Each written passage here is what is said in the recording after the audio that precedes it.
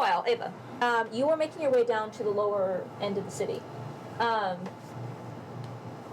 What are you doing? Ava wants to go see how the rebuilding is going and like the rubble, and I know there was a lot of places destroyed, and sort of see what the energy is. I know there were people who were mad at the government, but then there were people who were like hopeful and stuff like that. So she wants to first check in on like the lower area.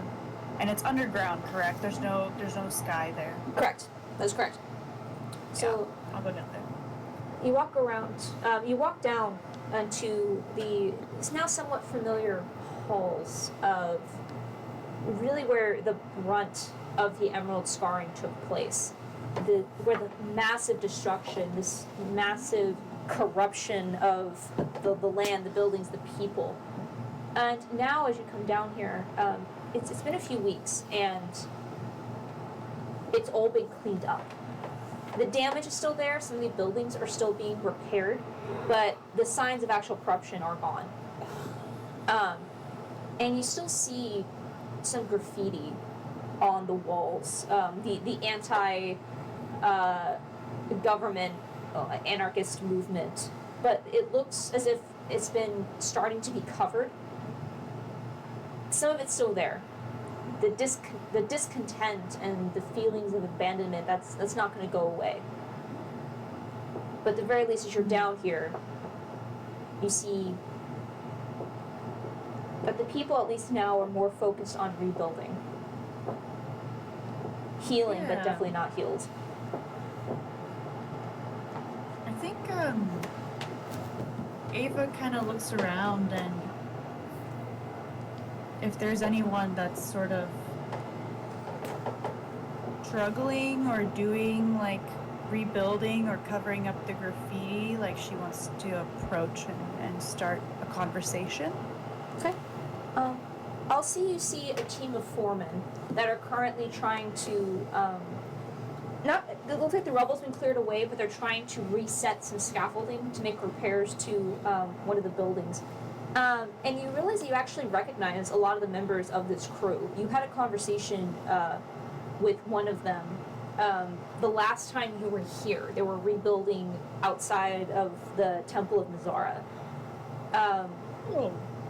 The ones I summoned an elemental for. Yeah. And you see I think it was a half-orc, and you see as he turns and sees you, and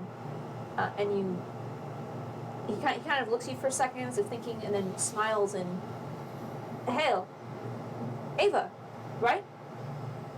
Oh, yes. I'm so sorry. What's your name again? Did I get it last time? That is a solid question, actually. I don't remember. I don't remember either. Durkin. Durgan? Durkin. Durkin. Okay. What? Hi. How's the rebuilding going? Shut up. I'm sorry. Repeat that, Ava. Oh, sorry. How is the rebuilding going? It goes well. It is a slow process, but as is any project of this size, luckily we've gotten all the water out where it shouldn't be, so that has made improved spirits immensely. I wanted to thank you again for your assistance last time we saw you. Oh, no problem. I think it's hard to rebuild after such destruction. Well, that is that we can, even with everything going on. Just one task of many, unfortunately. Can I ask you, how are the people doing? Are people able to come together and help each other? Is there still hope here? In a way. Unfortunately, the war has it's taken the forefront of more people's minds. I suppose I don't know if coming together is the right term, but something else to focus the anger at. It does not mean it is gone, but at the very least it's something else until there's time to process what has happened here. Hmm.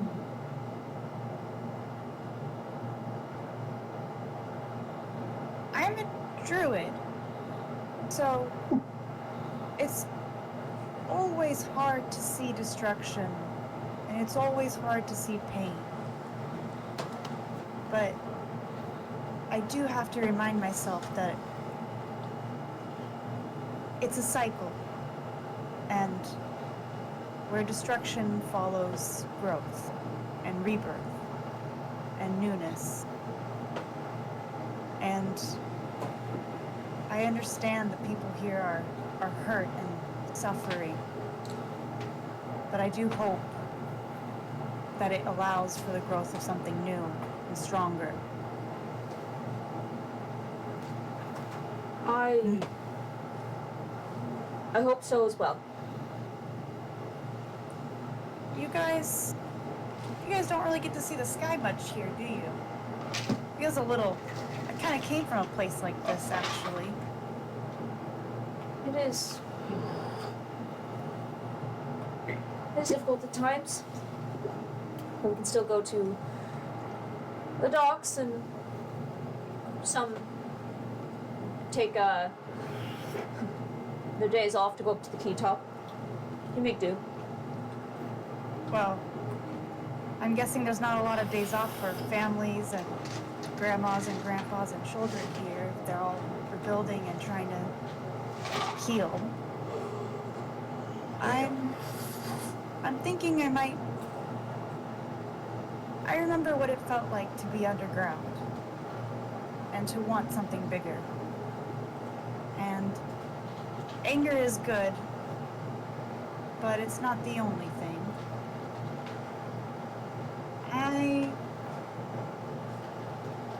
I know we stopped the emerald scarring, but that doesn't mean there isn't scarring of the hearts and the souls here. I think I have one more gift I'd like to give to the people here. He kind of cocks his head a little bit as he kind of looks at you and is unsure of what to say to that. I think Ava's gonna kind of walk a little bit away and sort of into more like a plaza area. Okay. And she's just gonna hold on to her staff and close her eyes. You're gonna say something, Amanda? No, go ahead. I think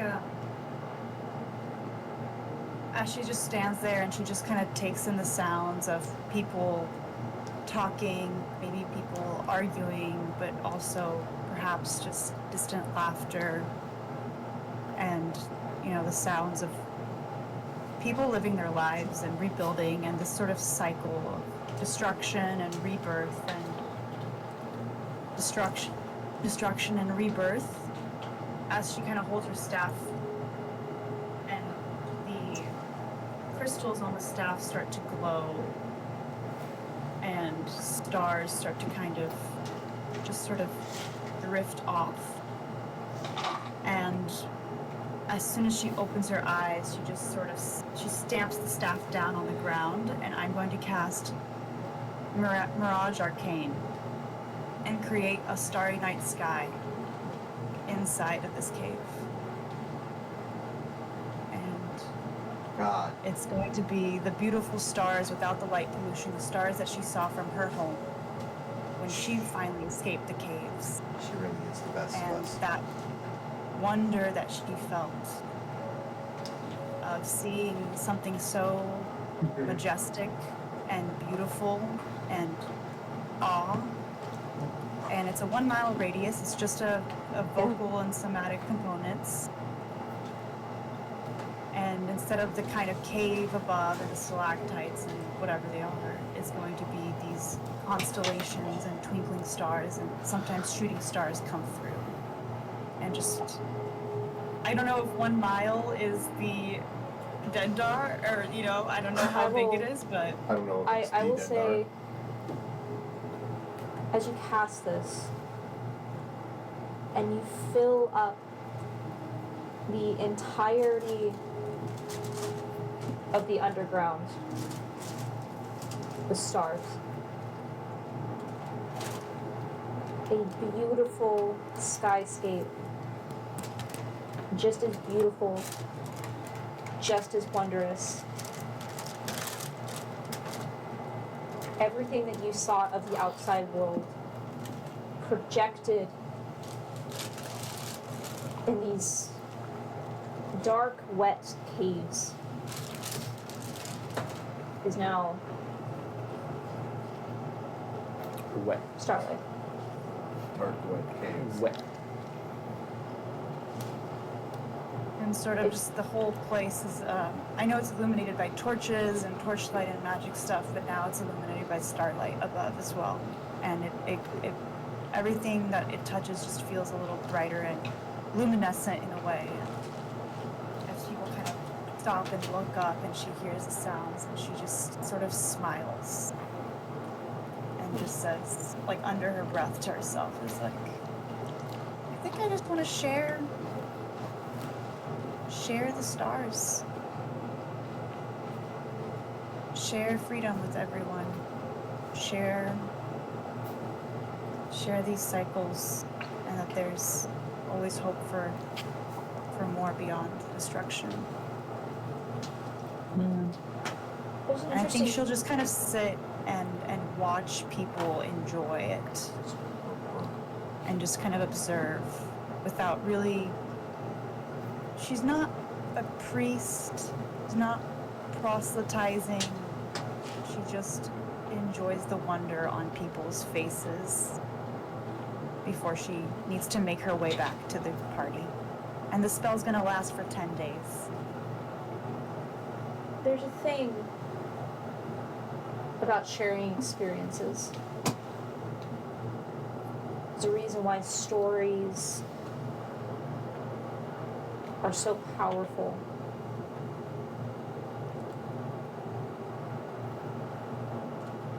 Because they inspire.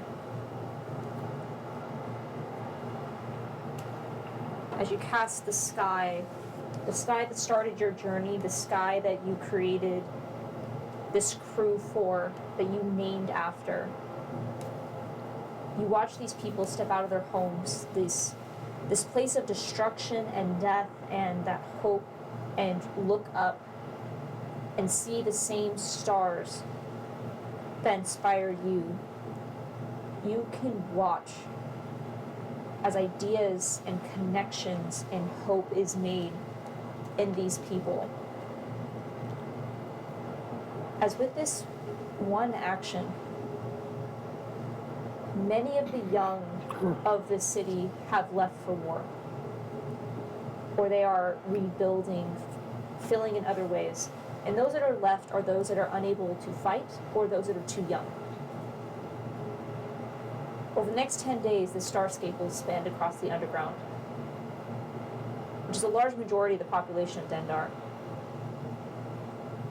And Ava, you inspire an entire generation of the young children who are not able to leave, who look up at the loss of their parents and their siblings who are currently fighting in war, who look up and for the first time in their lives look up and see stars. Oh, You're gonna make me cry. I'm trying to kill Wade with a lime currently, and you're out here. Yeah, I'm over here. Hey guys, I have these really cool masks. Like, put them on. Ava, Oh, Mine said fuck you, so. everything that you have been for this party, you've inspired hope, you've inspired inspiration.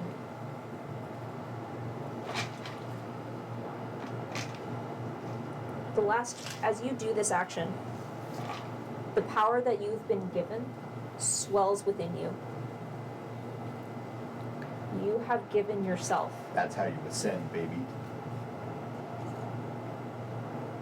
You have given yourself completely. The question is, what you will become. Does Ava know? Yeah, I think kind of thinking through and all the conversations today, Ava wants to be this sort of light for others, like a North Star in a way, to aspire to greater heights and to live within the cycles of change. That's so. So I think she is going to be kind of like this god of the stars and of change, a herald A guiding light. of hope and inspiration. Yeah, like a guiding light.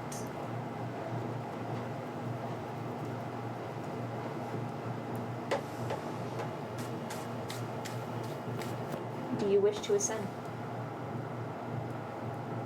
I think even though, yes, I think even though she's alone here, she has lived most of her life alone, but she's never felt actually alone.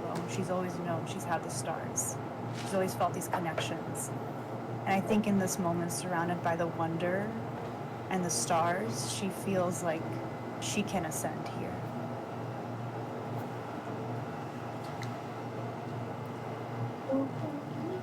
And Ava. Kobolds under the mountain prophesies you the consumer of gods. You watch your creation. You see the wonder on their faces. All of you are in various sections around the city. You feel it within yourself before you see it. There's this almost like a pulse in your chest.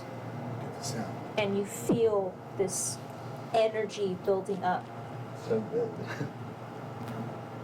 When Vacus ascended, there was a sphere of darkness.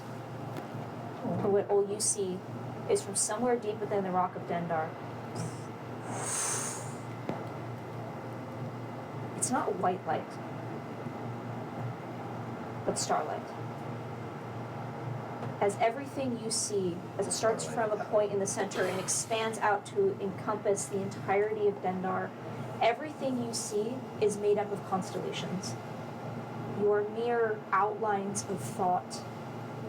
Matter is stardust. And for a moment, you are all suspended in this endless skyscape. It only lasts for a moment. But all of you know what happens. You all know what happened. And for everyone, all of the people of Dendar, they can't explain what happened. Most of them can't explain the vision they saw. It fleets from their memory as quickly as it came. But they know that feeling. That something in the fabric of reality changed.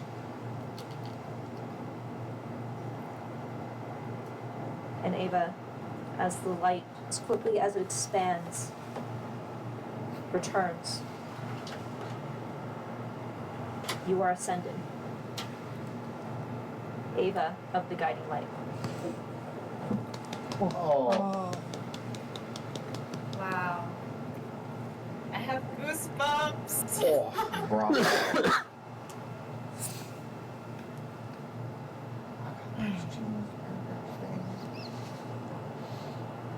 Ava just takes her time for a little bit and then she's like, Okay, I think I need to get back. Okay, I'm going now. Goodbye. Yeah. but she just walks away, her steps lighter, her staff is like glittering, and kind of just walks through the crowd with a smile on her face and the stars at her back, and goes to meet with the rest of the party.